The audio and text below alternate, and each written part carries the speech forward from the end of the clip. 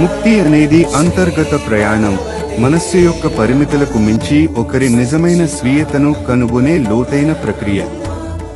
ఈ ప్రయాణం యొక్క లోతుల్లో నిజమైన శాంతి మరియు ఆనందం బాహ్య విజయాలు లేదా ఆస్తులలో ఉండవని, మన స్వంత స్పృహలో ఉన్నాయని గ్రహిస్తాం.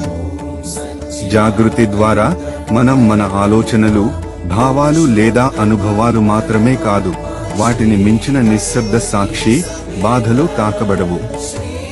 ఈ అంతర్దృష్టి అవగాహనలో మార్పును తీసుకువస్తుంది, జీవితంతో ఏకత్వం యొక్క భావం.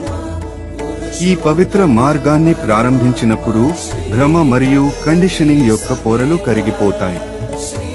ప్రయాణం కొత్త వ్యక్తిగా మారడం గురించి కాదు, కానీ మనం నిజంగా ఎవరో వెలికి తీసి మన దైవిక సారాన్ని అస్పష్టం చేసే పొరలను తొలగిస్తుంది. ముక్తి స్థితిలో హృదయం సహజంగా తెరుచుకుంటుంది. ఇది తనకు మరియు ఇతరులకు ఎక్కువ కరుణ, ప్రేమ మరియు అంగీకారానికి దారితీస్తుంది.